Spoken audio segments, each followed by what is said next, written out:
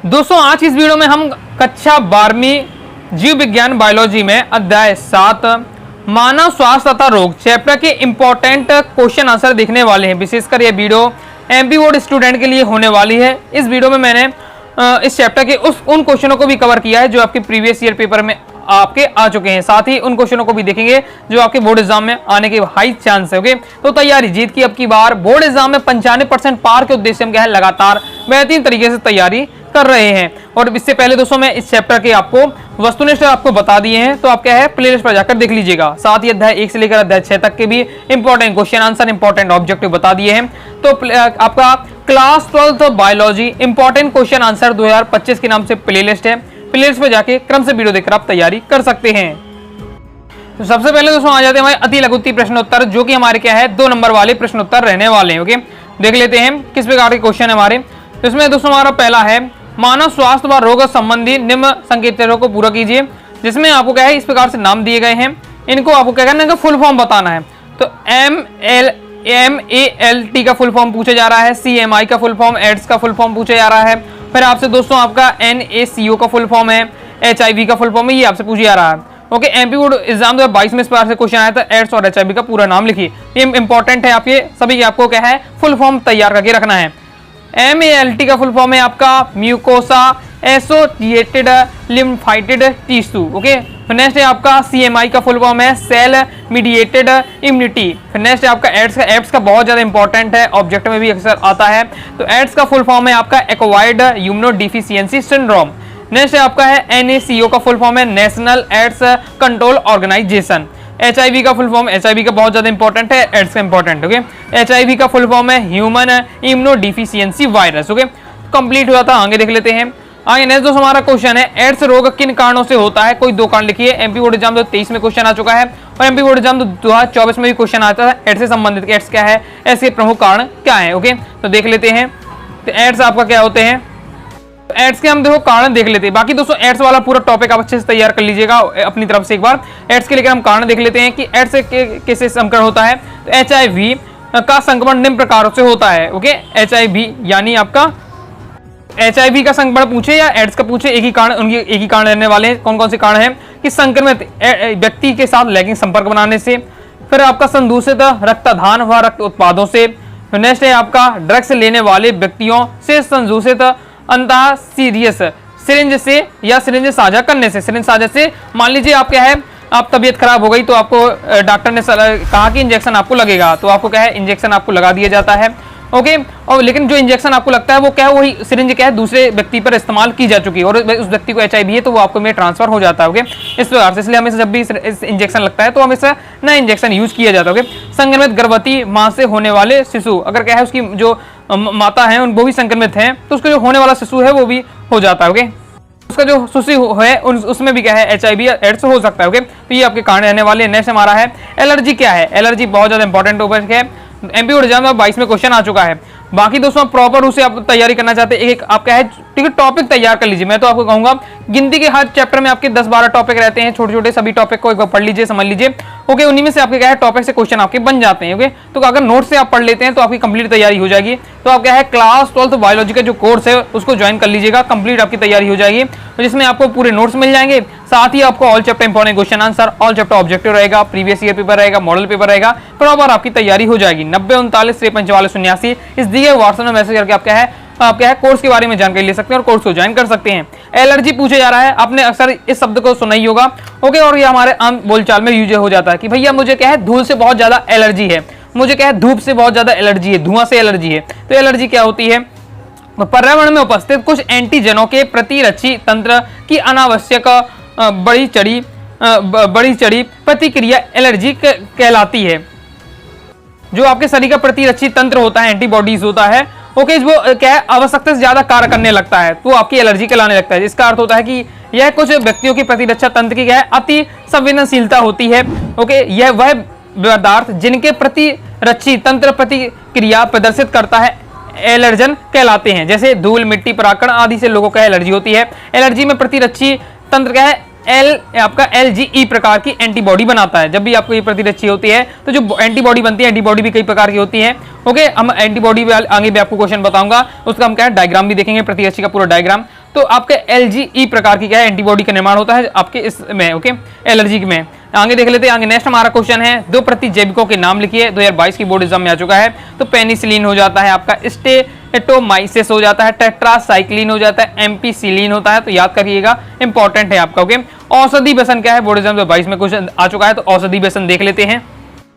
तो एल्कोहल व अधिकांश ड्रग्स लतकारी पदार्थ इनको प्रारंभ करने पर शरीर में उपस्थित इनके ग्राहियों की इनको सहन करने की क्षमता उत्तेजना बढ़ती है। एल्कोहल और ड्रग्स जैसे जो आपके लतकारी पदार्थ यानी जैसे जिनकी लत लग जाती है, जब इनको हम शुरुआती प्रारंभ में लेते हैं, जैसे आप शुरुआती में एल्कोहल लेंगे या ड्रग्स का सेवन करेंगे, ओके, ऐसा करना नहीं है आपको, ओके। तो अगर जब शुरुआती में लेंगे तो आपकी जो ग्रंथियां होंगी उनके क्या है बहुत ज्यादा तेजी से कार्य करने लगती हैं। कुछ अवधि पश्चात या ग्राही एल्कोहल को ड्रग्स के लेवल बड़े स्तर से प्रति अनुक्रिया हो जाती है। थोड़ा थोड़ा मात्रा लेंगे तो आपको क्या है बहुत ज्यादा शरीर में एनर्जी लगेगी, ओके, आपको अच्छा सा महसूस होगा। लेकिन जैसे आप लगातार इसको लेते रहेंगे तो कुछ ऐसा दिन आएगा कि आपको क्या है, जैसे आपका एक पैक में काम चल जाता था, फिर आपका एक पैक काम नहीं, आपको 3-4 पैक लेने पड़ेंगे, यही बताया जा रहा है। अर्थात कम मात्रा में ड्रग्स या एल्कोहल का इनके शरीर पर क्या है कोई प्रभाव नहीं पड़ता है। कृत्रिम सुखानुभूति प्राप्त करने के लिए इनकी मात्रा बढ़ती रहती है, ओके। तो आप सोचते हैं इसकी मात्रा और अच्छी और ज्यादा अच्छा प्राप्त करने के लिए, महसूस करने के लिए आप इनकी मात्रा और ज्यादा बढ़ाते जाते हैं। इससे क्या हो जाता है, ड्रग्स या मादक पदार्थ को क्या है बार बार ग्रहण करने की इच्छा हो जाती है। साथ ही क्या है इनके बिना आप रह नहीं सकते। इसलिए आपने जो देखा होगा कि अल्कोहल की जिसकी लत लग जाती है, ओके, शराब पीने वाले व्यक्ति की जिसकी लत लग जाती है, वो शराब प्राप्त करने के लिए कुछ भी किसी हद तक जा सकता है। इसलिए जब भी हम लिखते हैं कि चोरी होने के क्या कारण है, तो उसमें ये भी आता है कि क्या है लोगों में क्या है नशे शराब की लत लग जाना, क्योंकि शराब के लिए लोग फिर चोरी करने, कुछ भी मारा कुटी करने, कुछ के लिए भी तैयार हो जाते हैं। तो यही होता है कि मादक जो पदार्थ होते हैं उनको बार बार ग्रहण करने की इच्छा होने लगती है और उन पर हम क्या है निर्भरता ही क्या है ड्रग्स, यही जो उन पर हम निर्भर हो जाते हैं, यही निर्भरता हमारी क्या है औषधि व्यसन एडिक्शन कहलाती है। समझ गए होंगे, ओके। इसलिए थोड़ा लॉन्ग में लिखा हुआ है कि अगर लेकिन आप लिखना चाहें तो शॉर्ट में 2-3 लाइन में बता सकते हैं, जिससे आपको समझ में आ जाए, इसलिए थोड़ा लैंग्वेज में लिखा हुआ है, ओके। आगे देख लेते हैं। आगे नेक्स्ट दोस्तों हमारा क्वेश्चन है, यानी आपका औषधि व्यसन समझ गए होंगे कि यह मादक पदार्थ को बार बार जो ग्रहण करने की जो इच्छा होती है और उस पर हम क्या है मादक पदार्थ पर निर्भर हो जाते हैं, वही हमारा औषधि व्यसन कहलाता है। फिर नेक्स्ट हमारा क्वेश्चन है, इंपॉर्टेंट है, कैंसर के उपचार किस प्रकार से किया जाता है। कैंसर वाला भी आपके अगली टॉपिक इस चैप्टर में पूरा कैंसर वाला टॉपिक पढ़ लीजिएगा, ओके। तो उससे संबंधित कोई भी क्वेश्चन ऐसे बन जाएगा। बाकी इंपॉर्टेंट है कैंसर का उपचार किस प्रकार से किया जाता है। तो कैंसर की आपकी मुख्य 3 विधियां हैं और 3 से 4 विधियां हैं, उन्हें आपको बताना है। बोर्ड एग्जाम 23 में क्वेश्चन आ चुका है। तो ट्रीटमेंट ऑफ कैंसर आपसे पूछा जा रहा है, तो कई सारी इनकी विधियां हैं। कौन कौन सी विधियां है, पहले जैसे शल्य चिकित्सा। शल्य चिकित्सा में क्या होता है कि कैंसरग्रस्त भागों को शल्य क्रिया द्वारा अलग कर देना आज भी कैंसर के उपचार की प्रमुख विधि है। इसमें क्या होता है, आपके पूरे शरीर होता है, उसमें कुछ एरिया में, कुछ हिस्से में आपको कैंसर हो जाता है। मान लीजिए आपका कुछ हिस्से में आपका लीवर के कोई छोटे से हिस्से में कैंसर हो गया, तो लीवर के छोटे से हिस्से को काट करके अलग कर दिया जाएगा, तो वो होता है आपका शल्य चिकित्सा, ओके। विकिरण चिकित्सा में क्या होता है कि इस विधि में एक्सरे या रेडियो एक्टिव के अन्य स्रोत द्वारा कैंसर कोशिकाओं को लक्ष्य बनाकर नष्ट कर दिया जाता है। विकिरण चिकित्सा में क्या होता है, एक्सरे में किया जाता है, रेडियो एक्टिव आपके जो शरीर में उन हिस्सों में क्या है रेडियो एक्टिव तरंगे डाली जाएंगी जहां वो कैंसर के वो क्या है जीवाणु है, बैक्टीरिया है, उन जिससे वो क्या है नष्ट हो जाए। कैंसर की जो कोशिकाएं उनको नष्ट करने के लिए किसका सहारा लिया जाता है, रेडियो एक्टिव तरंगों का सहारा लिया जाता है, ओके। तो ये आपकी विकिरण चिकित्सा कहलाती है। फिर रासायनिक चिकित्सा या ऐसे कीमोथेरेपी, ये बहुत ज्यादा आपकी पॉपुलर है, ओके। तो कीमोथेरेपी क्या है, थोड़ा ये विधियां तो ठीक ही है, लेकिन कीमोथेरेपी भी अच्छी है, लेकिन इसके क्या है कुछ दुष्प्रभाव क्या होता है। कीमोथेरेपी जो व्यक्ति कराता है, अब देखिए कैंसर हो गया है तो उसका कीमोथेरेपी उसे सलाह देते हैं डॉक्टर, लेकिन बता देते हैं पहले से अगर आप क्या कीमोथेरेपी कराते हैं तो आपके से दुष्प्रभाव देखेंगे। जैसे सबसे बड़ा इसका दुष्प्रभाव होता है कि आपके शरीर के जो बाल होते हैं झड़ने लगते हैं, मान लीजिए आपके जो क्या है आपके बाल भी चले जाते हैं, ओके। तो कैंसर कोशिकाओं को नष्ट करने एवं उनकी वृद्धि को बाधित करने के लिए कुछ रसायनों का प्रयोग किया जाता है। आपके शरीर में जो कैंसर के जो कोशिकाएं हैं, कैंसर की कोशिकाओं को नष्ट करने के लिए आपके शरीर में क्या है कुछ रसायन डाले जाएंगे जो क्या है कि कैंसर की जो कोशिकाएं उन्हें नष्ट कर देती हैं या उनके कारणों को बाधित कर देती हैं। तो ये होती है आपकी कीमोथेरेपी। लेकिन इस चिकित्सा में क्या है अनेक दुष्प्रभाव भी रहते हैं, जैसे क्या है बालों का झड़ना, ओके। इस प्रकार से बाकी और भी इसकी एक दो विधियां हैं वो बताई गई हैं। अधिकांश कैंसर का उपचार शल्य क्रिया, आपका रेडियोथेरेपी या कीमोथेरेपी, तीनों विधियों द्वारा किया जाता है। ये एक अन्य विधि का भी प्रयोग किया जाता है जिसे क्या है प्रतिरक्षी चिकित्सा या इम्यूनोथेरेपी कहा जाता है। इस रोगी को इंटरफेरॉन जैसे बायोलॉजिकल रिस्पॉन्स मॉड्यूलेटर जैसे पदार्थ दिए जाते हैं। मोनोक्लोनल एंटीबॉडीज का भी प्रयोग किया जाता है। नैनो टेक्नोलॉजीज ने कैंसर उपचार की नई संभावना उत्पन्न कर दी है, ओके। तो ये आपके दिए हुए हैं कैंसर के उपचार की विधियां, तो अच्छे से आपको तैयार इन्हें कर लीजिएगा, ओके। बस आप क्या है एक बार नाम के तैयार कर लीजिएगा, फिर अपनी भाषा में आप लिख सकते हैं।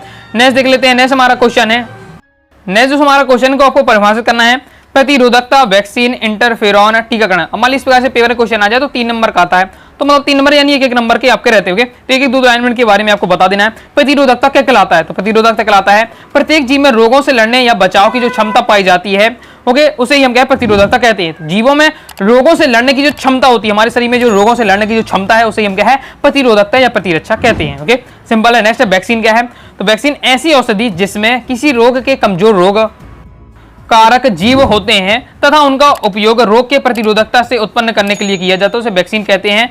वैक्सीन यानी टीकाकरण। ओके, यही आपका टीकाकरण, वैक्सीन आपके ये हो जाता है। उदाहरण के लिए पोलियो की वैक्सीन। ओके, इसमें क्या किया जाता है वैक्सीन या टीकाकरण में किया जाता है कि आपको क्या है आपके शरीर में प्रतिरोधकता क्षमता बढ़ाने के लिए कमजोर आपके जीव डाले जाते हैं। जिस रोग से लड़ने के लिए आपके शरीर को तैयार किए जाना है और आपकी प्रतिरोधकता बढ़ाई जाने है, उस रोग के क्या है कमजोर जीव डाले जाएंगे आपके शरीर में, जिससे क्या है जो आपकी शरीर की प्रतिरोधकता क्षमता है वो क्या है बढ़ने लगती है। ओके, और जब रियल में वो कारक होते हैं, जीव कारक होते हैं, रोग होते हैं, वो आपके शरीर में आक्रमण करते हैं, तो आपका शरीर क्या है उनसे लड़ने के लिए तैयार रहता है। ओके, तो आपके वैक्सीन के द्वारा होता है। फिर इंटरफेरॉन क्या है? तो हमारी कोशिकाओं से बने ऐसे प्रोटीन जो विषाणुओं तथा कुछ दूसरे पदार्थों के कोशिका में प्रवेश करने से बनते हैं, इंटरफेरॉन हमें कहलाते हैं। ये रोगाणुओं व विषाणुओं के प्रभाव को नष्ट कर लोगों से हमारे क्या है बचाते हैं। फिर टीकाकरण क्या है? तो टीकाकरण वैक्सीन एक ही चीज होता है। ओके, टीकाकरण वह उपाय जिसके द्वारा किसी जीव में किसी रोग से प्रत्युपार्जित या प्रतिरोधकता क्या है पैदा की जाती है। ओके, नेक्स्ट हमारा क्वेश्चन है जन्मजात और अर्जित प्रतिरोधकता क्या है? तो जन्मजात जो हमें क्या है शुरू से है, बचपन से ही। ओके, अर्जित यानी जो हम प्राप्त करते हैं। ओके, तो प्रतिरोधकता में अंतर पूछा जा रहा है, जन्मजात और अर्जित प्रतिरोधकता। तो जन्मजात प्रतिरोधकता है यह प्रतिरोधकता किसी जीव के जन्म से ही प्राप्त होती है। जन्मजात यानी हमें क्या है बचपन से ही मिली हुई। लेकिन अर्जित प्रतिरोधकता कहलाती है यह प्रतिरोधकता जीवों के जीवन काल में क्या है विकसित होती है। फिर जो आपकी जन्मजात प्रतिरोधकता होती है सक्रिय प्रकार की होती है, जबकि अर्जित प्रतिरोधकता यह सक्रिय और निष्क्रिय दोनों प्रकार की हो सकती है। ओके, तो ये हो जाता है आपका अंतर। आगे देख लेते हैं नेक्स्ट। अब देख लेते हैं नेक्स्ट हमारा क्वेश्चन है, अब लघु उत्तरीय है। क्वेश्चन देख लेते हैं 3 नंबर वाले किस प्रकार से क्वेश्चन आते हैं। तो इसमें क्वेश्चन हमारा किशोरों में एल्कोहल तथा ड्रग्स के सेवन को रोकने के उपाय लिखिए। यानी जो किशोर हैं, युवा हैं, ओके, वो क्या कर रहे हैं ड्रग्स और एल्कोहल का बहुत ज्यादा, आज के समय के युवा हैं जो ओके किशोर हैं, उन्होंने क्या है एल्कोहल ड्रग्स का सेवन स्टार्ट कर दिया है। ओके, तो इनके रोकने के क्या उपाय हैं वो आपसे पूछा जा रहा है। ये क्वेश्चन आ सकता है कि आपके विचार में किशोरों को अल्कोहल या ड्रग्स के सेवन के लिए प्रेरित करता है, इसके ऐसे बचाया जा सकता है। मतलब आज के जो किशोर हैं, युवा हैं, वो क्या है शराब की लत लग रही है, तो उनके क्या कारण है, ओके, क्यों उन्हें ऐसी लत लग रही है और इनसे उन्हें कैसे बचाया जा सकता है वो आपसे पूछा जा रहा है। देख लेते हैं। ओके, बुद्धिज्म भी क्वेश्चन आ चुका है, इंपॉर्टेंट है। चलिए मैं आपको बता देता हूँ किस प्रकार से है। बिल्कुल सिंपल है, ये आप जानते हैं, कुछ रटने की चीज नहीं है, एक बार पढ़ लेते हैं, समझ लेते हैं, बन जाएगा। और ये सब आप जानते ही हैं, अपने चारों ओर आप देखते भी होंगे ये परिस्थितियां। ओके, तो किशोरों और एल्कोहल में ड्रग्स के प्रयोग हेतु प्रेरित करने के लिए निम्न परिस्थितियां होती हैं। ऐसी परिस्थिति हो सकती है जो क्या है, जो युवा वर्ग के जो बच्चे हैं, किशोर हैं, उनमें ये लत लग जाती है। ओके, क्या क्या रीजन हो सकती है? पहला है मित्रों या साथी संगतियों का अनुचित दबाव। अनुचित दबाव किस प्रकार से रहता है? भाई यार एक पैक मान ले यार, मेरे नाम पर मान ले यार, ओके, बहुत अच्छा रहता है, हेल्दी रहता है। ओके, एक एनर्जी आती है, मतलब आपको क्या एक दबाव दिया जाएगा किसी प्रकार से, भाई अगर मेरा दोस्त हो तो ये पी ले मेरे नाम पर। इस प्रकार से आपको क्या अनुचित दबाव दिया जाएगा, ओके, मित्रों द्वारा। तो वो बात बताई जा रही।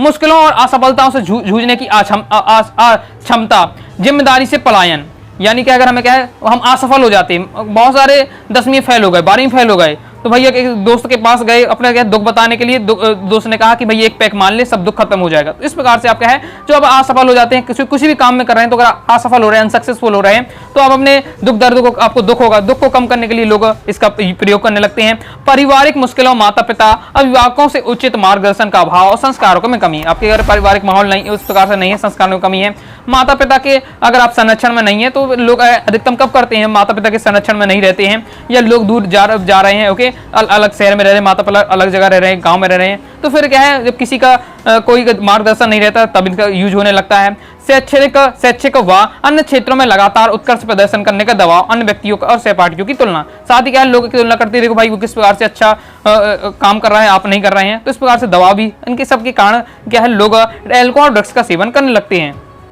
और रीजन क्या है कि जिज्ञासा, कुछ नया प्रयोग करने की इच्छा, कि भाई यार ये किस प्रकार का टेस्ट होगा, देखते हैं एक बार चेक करके, ओके, और जैसे ही चेक करने जाते हैं फिर दूसरी बार तीसरी बार मन करने लगता है, फिर लत लग जाती है। जैसे हमने कहा है पढ़ चुके हैं कि किस प्रकार से आपका औषधि व्यसन होता है, ओके, व्यसन होता है, वही आपको फिर लगातार लत लग जाती है उस चीज की। जोखिम रिस्क उठाने की प्रवृत्ति और किसी रोल मॉडल की नकल, रोल मॉडल की नकल, यार हीरो पिक्चरों में आप देखते हैं हीरो वगैरह इसका नशा करते हैं, तो उसको आप देखकर आप भी उनको तरह बनने का प्रयास करते हैं। या मिथ्या धारणा कि ड्रग्स से फायदा करती है। कुछ संस्कार विहीन अज्ञानी तथा कभी आधुनिक लोग भी ड्रग्स के कूल बताने लगते हैं। मतलब कुछ आप बहुत सारे लोग ऐसे भी होते हैं ओके, जो क्या है ड्रग्स के फायदे बताने लगते हैं। भैया ड्रग्स का सेवन करने से एक अलग ही एनर्जी आती है ओके, तो ये इस प्रकार से फायदे आपको बताने लगते हैं, तो वो इससे लोग है उनके चक्कर में पड़ जाते हैं, फिर इस के कारण भी क्या है लोग इसका सेवन करने लगते हैं। तो ये सब मैंने कारण आपको बताया, परिस्थितियां हैं जिनसे लोग क्या है किशोरों में क्या है एल्कोहल या ड्रग्स का सेवन करने की लत लग रही है। अब इससे हम किस प्रकार से बच सकते हैं, तो बचने के उपाय क्या आपको लिखना है कि साथियों के भावनात्मक ब्लैकमेल, अनुचित दबाव को स्पष्ट ना कहना कि भाई आपको अगर वो ब्लैकमेल कर रहे हैं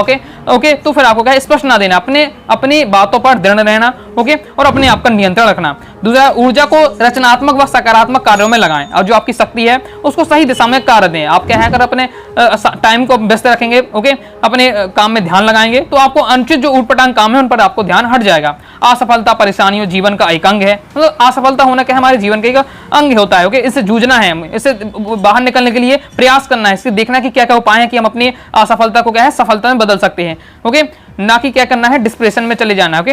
इससे दबना या पलायन नहीं होना है। नैतिकता पूर्ण कार्य करने में गर्व अनुभव करना है, अगर हम अच्छा कर रहे हैं तो अपने आप को गर्व महसूस कराएं। जाने की असफलता सफलता के लिए अनेक द्वार खोलती है, और जैसे जाने अगर हम क्या फेल हो रहे हैं तो जरूर नहीं कि अभी फेल हो, आगे होकर हम क्या सक्सेस हो जाएंगे, क्योंकि हमें क्या है फेलियर ही तो बताता किस प्रकार से हमें क्या है सक्सेस होना है ओके। तो इस प्रकार से कंप्लीट हो जाता है, समझ गए होंगे। नेक्स्ट हम देख लेते हैं क्वेश्चन। नेक्स्ट हमारा क्वेश्चन है प्रतिरक्षी अणु का नामांकित बनाइए, या क्वेश्चन आ सकता है प्रतिरक्षी पदार्थ की संरचना का सचित्र वर्णन कीजिए। एमपी और एग्जाम 20 में क्वेश्चन आ चुका है, चलिए देख लेते हैं। इसको मैंने अपनी थोड़ा आसान भाषा में लिखा है और प्रयास किया आसान भाषा में, तो मैं आपको उससे बता देता हूँ।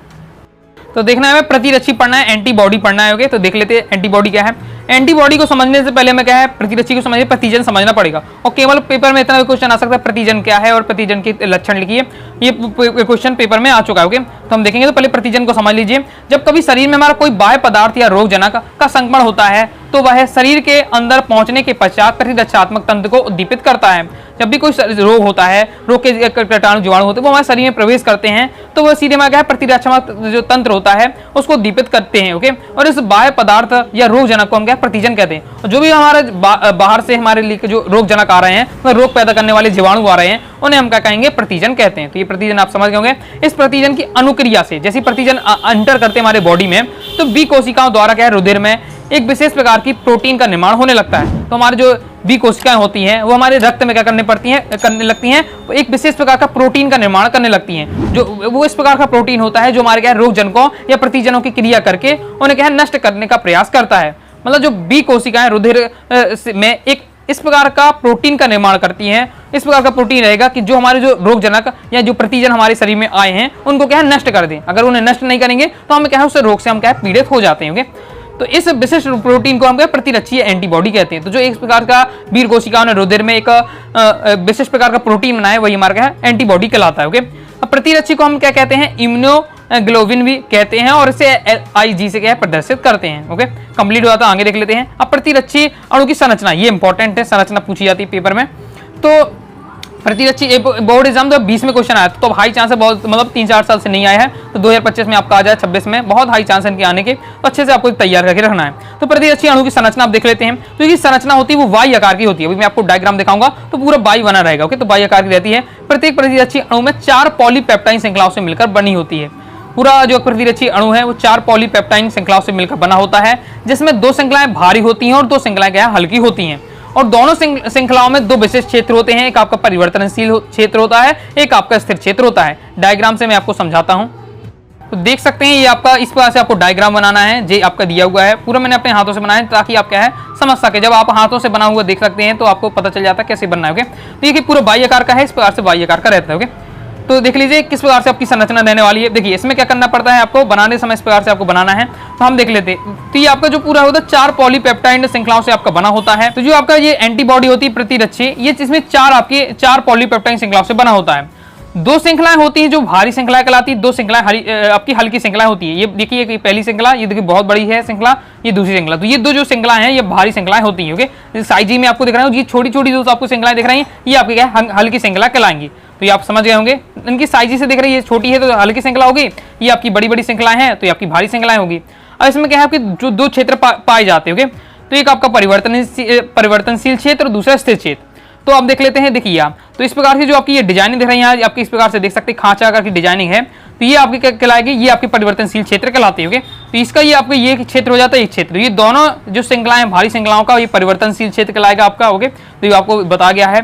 साथ ही ये आपकी ये जो आपकी जो दी हुई है छोटी दो श्रृंखलाएं, ये हल्की श्रृंखला है, तो हल्की श्रृंखलाओं का ये आपका क्या परिवर्तनशील कहलाएगा। ओके, ये आपका हो जाता है, ये हल्की श्रृंखला का परिवर्तनशील क्षेत्र है। ओके, स्थिर क्षेत्र क्या है, तो ये मैंने जो आपका इस प्रकार से हाईलाइटेड किया है ओके पेंसिल से, तो ये आपका कहलाता स्थिर क्षेत्र कहलाएगा। तो ये आपकी भारी श्रृंखला का स्थिर क्षेत्र है, ये हल्की श्रृंखला का स्थिर क्षेत्र है। ओके, इस प्रकार से हो जाता है, कंप्लीट है, समझ गए होंगे आप। अब यहाँ से जो भी आपके ये होते हैं आगे मैं आपको समझा देता हूँ कि प्रत्येक श्रृंखलाएं परस्पर एक दूसरे से डाई सल्फाइड बंध द्वारा जुड़ी रहती हैं। तो जो प्रत्येक श्रृंखला एक दूसरे से क्या है, डाई सल्फाइड, डाई यानी दो सल्फाइड बंधों से जुड़ी होती हैं। तो इस प्रकार से देखिए हर जगह इनको जोड़ा गया है, किससे जोड़ा गया है, डाई सल्फाइड बंध से जोड़ा गया है इस प्रकार से। और टोटल कितने होते हैं, टोटल इसमें 16 आपके होते हैं। टोटल 16 आपके डाई सल्फाइड होते हैं। यहाँ के 4 1 2 3 4 दूनी यहाँ पर 8 हो जाते हैं, फिर 9 10 11 12 ओके 12 हो जाते हैं, 13 और 14 हो जाते हैं, और 2 आपको यहाँ और बना लेना। ओके, 2 आपकी और इस साइड रहने वाले यहाँ नहीं हो पाया है, तो टोटल 16 इस पर आके रहती है, तो आपकी 2 और यहाँ बन जाएंगे, तो ये 16 आपके डाइसल्फाइड रहते होंगे। तो प्रतिरक्षी अणु की संरचना या श्रृंखलाओं को S2L2 के रूप में हम क्या दर्शाते हैं। S2 क्यों कि 2 हैवी होती हैं, देखिए 2 हैवी संरचनाएं होती हैं, देख सकते हैं 2 भारी संरचनाएं होती है, 2 हल्की संरचनाएं होती हैं, इसलिए H2L2 से रूप में दर्शाते हैं। एंटीजन प्रतिरक्षी के प्रतिजन बंधक स्थल में आके फंस जाते हैं और नष्ट कर दिया जाता है। तो जो आपके प्रतिजन होते हैं, प्रतिजन एक रोग होते हैं जो आपके ओके रोग वाले जीवाणु होते हैं, वो इन खांचों में फंस जाते हैं, खांचों में फंस जाके क्या है नष्ट हो जाते हैं, और जिससे हमारे क्या है शरीर की रक्षा हो जाती है, कंप्लीट हो जाता है। नेक्स्ट दोस्तों हमारा क्वेश्चन है प्लाज्मोडियम के जीवन चक्र को चित्र सहित आपको समझाना है। एमपी बोर्ड एग्जाम 20 में आ चुका है, 24 में आ चुका है। कैसे इस प्रकार से हमारे क्वेश्चन पूछे जा सकते हैं कि मनुष्य के शरीर में किस अवस्था में तथा किस प्रकार प्लाज्मोडियम प्रवेश करता है, ये सब आपको बताया जा रहा है। तो सब समझ जाएंगे जब आप क्या है प्लाज्मोडियम के जीवन चक्र को आप समझ जाएंगे। ओके, क्या होता है मैं आपको थोड़ा फास्ट शॉर्ट में समझा देता हूँ।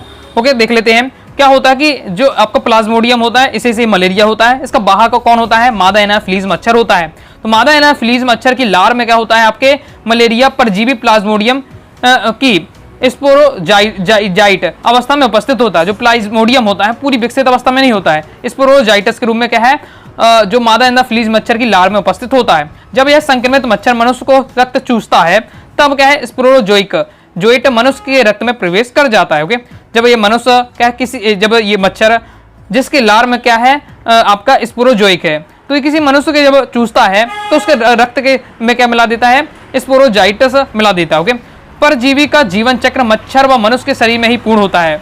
जो परजीवी है उसका आगे मैं आपको डायग्राम समझाऊंगा, मच्छर में और मनुष्य के शरीर में पूर्ण होता है। मादा एनाफिलीज मच्छर के रोगी मनुष्य को काटने पर परजीवी की गैमिटोसाइट अवस्था मच्छर में प्रवेश कर जाती है। निषेचन व आगे विकास मच्छर के शरीर में होता है, जिससे स्पोरोजाइटस बनते हैं जो पुनः मनुष्य के शरीर में प्रवेश करते हैं। ओके, और फिर आरबीसी में फटने द्वारा मैं आपको एक बार अच्छे समझा दूंगा, एक बार पढ़ लेते हैं। फटने तथा रक्त हीमोजोइक पदार्थ से मुक्ति से रोगी की तीव्र ज्वर हो जाता है। अब समझ लेते हैं एक बार इसमें क्या होता है, इस डायग्राम से हम समझते हैं। ओके, इस डायग्राम समझते हैं, ये आपका डायग्राम रहने वाला। आप गूगल में जाइए तो आपको रंगीन अच्छा मिल जाएगा। इसमें क्या होता है कि मच्छर आपको क्या मच्छर की लार में देखिए यहाँ आपका क्या है, मच्छर की लार में आपका ये होता है स्पोरोजाइट होता है। फिर वो आपको क्या है काटता है, आपके हाथ में उसने काटा, वो आपके जो स्पोरोजाइटस है वो आपके कहाँ जाएगा, आपके लीवर में जाएगा।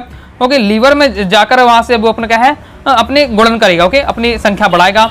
इसके बाद वो कलिस में चला जाता है, आरसीबी में आपके रक्त में जाता है। ओके, रक्त के किस में जाएगा, आपके आरबीसी में जाएगा। आरबीसी में जाने से वहां भी आपका गुणन करेगा। फिर जबकि कोशिका फटती है, कोशिका उसकी फटती है तो वो आपके क्या है पूरे रुधिर में आपके पहुंच जाता है। ओके, जिससे आपको क्या हो जाता है, जिससे आपको मलेरिया होता है और आपको जिससे बहुत ज्यादा ठंड लगने लगती है, बुखार आपका आ जाता है और आपको मलेरिया हो जाता है।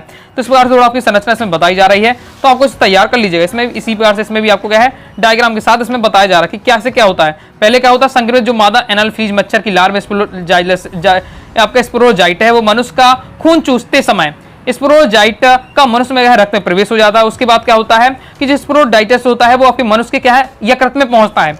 यकृत में पहुंचने के बाद परजीवी क्या है कोशिकाओं का अलैंगिक जनन होता है, वो अपनी संख्याएं बढ़ाता है। फिर कोशिका के फटने से परजीवी क्या है रक्त में चले जाते हैं। अब रक्त में चले जाने से आरसीबी में जाकर कुछ परजीवी लाल रक्त कोशिकाओं में प्रवेश कर जाते हैं। ओके।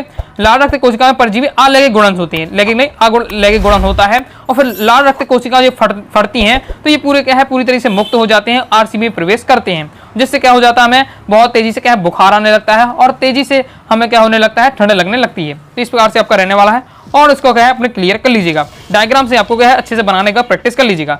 नेक्स्ट जो हमारा क्वेश्चन है प्रतिजैविकों तथा संक्षिप्त आपको टिप्पणी लिखनी है। प्रतिजन के 3 लक्षण लिखिए। बोर्ड एग्जाम 19 में आ चुका है, 22 में क्वेश्चन आ चुका है। जैविक यानी एंटीबायोटिक क्या होती है। ओके, तो एंटीबायोटिक क्या होती है आपकी समानता सूक्ष्म जीवों, इसमें क्या है पॉइंट वाइज पॉइंट समझाया जा रहा है।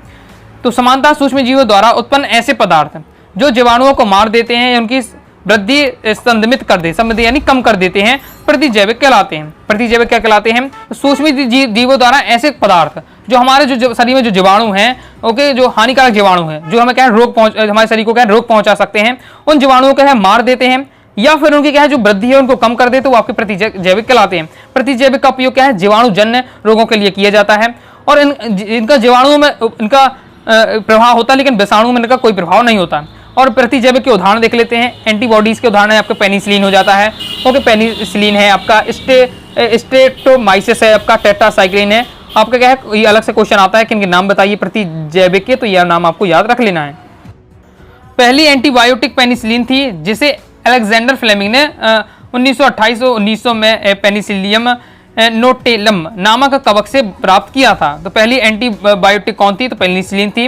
और किसने बनाई थी? अलेक्जेंडर फ्लेमिंग ने बनाई थी। आज अनेक प्रकार की एंटीबायोटिक्स की खोज हो जा चुकी है। ये आपका ऑब्जेक्ट पूछा जा सकता है, इसलिए आपको बताया जा रहा है। एंटीबायोटिक जीवाणुओं में या तो कोशिका भित्ति का संश्लेषण को बाधित करती है या उनके किसी महत्वपूर्ण जैव रासायनिक पथ पर रोक लगाकर उनकी मृत्यु का कारण बनती है। एंटीबायोटिक प्रतिजैविक क्या करती हैं? जो हानिकारक जीवाणु हैं उनको तो या उनकी कोशिका भित्ति को संश्लेषण में बाधित करती है या फिर उनके क्या है या उनके रासायनिक पथ है उनको रोक देती है। एक बार से नॉर्मल आप तरीके से आप याद करके रखते हैं तो जो आपके हानिकारक जीवाणु हैं तो मार देंगे पूरी तरीके से, या उनके क्या है जो वृद्धि वो करते हैं अपने शरीर में उनकी वृद्धि को रोक देती है। पेनिसिलिन जैसे एंटीबायोटिक केवल कुछ प्रकार के जीवाणुओं के विरुद्ध कारगर होते हैं। इन्हें नैरो आपका स्पेक्ट्रम एंटीबायोटिक कहा जाता है। आधुनिक एंटीबायोटिक्स जैसे सिलिफिक्सिस ब्रांड स्पेक्ट्रम होती है, अनेक प्रकार के रोगाणु के विरुद्ध कार्य करती हैं। इस बार से आपको बताया जा रहा है। फिर प्रतिजन है और प्रतिजन के आपसे लक्षण पूछे जा रहे हैं। प्रतिजन के 3 लक्षण लिखिए। ये भी 19 में आ चुका है, बोर्ड एग्जाम 22 में क्वेश्चन आ चुका है। तो प्रतिजन वही है जो मैंने आपको अभी समझा चुका हूँ। जब मैंने आपको क्या समझाया है, आपका ये एंटीबॉडी समझा है, प्रतिरक्षक का संरचना समझाई, उसमें मैंने आपको बताया। तो वही आपका दिया हुआ प्रतिजन के बारे में और थोड़ा और अच्छे से पढ़ लीजिएगा। अब इसमें मैंने थ्योरी में आपको पूरा डिटेल से दे दिया है प्रतिजन के बारे में। तो आप क्या है 3 पॉइंट बनाकर इसको क्या अच्छे से तैयार कर लीजिएगा। 3 पॉइंट बनाइएगा और तैयार कर लीजिएगा, क्योंकि अब आ चुका है बोर्ड एग्जाम में, तो अच्छे से तैयार करके आपको रखना है। ओके, तो इसे आपने देख लीजिएगा। मैं आपको क्या है एंटीबॉडीज में समझा दिया था। ओके, प्रतिरक्षी की कोई डायग्राम देखा है, उसमें मैंने सबसे पहले जो आपको बताया था प्रतिजन के बारे में बता दिया था। ओके, कंप्लीट हो जाता है। इस प्रकार से दोस्तों हमने आपके अध्याय 7 मानव स्वास्थ्य तथा रोग चैप्टर के इंपॉर्टेंट क्वेश्चन आंसर देखेंगे। आपका बी कोशिका टी कोशिका वाला भी टॉपिक है, तो उसे भी आप थोड़ा सा देख लीजिए, वो भी इंपॉर्टेंट। ओके, तो इस प्रकार से मैंने कंप्लीट आपको इंपॉर्टेंट बता दी है। सभी क्वेश्चन तैयार कर लीजिएगा। कोई दोस्तों डाउट आता है कमेंट से आप जरूर पूछ लीजिएगा। टेलीग्राम चैनल व्हाट्सएप चैनल को ज्वाइन कर लीजिएगा। मिलते हैं नेक्स्ट वीडियो में, तब तक के लिए बाय बाय।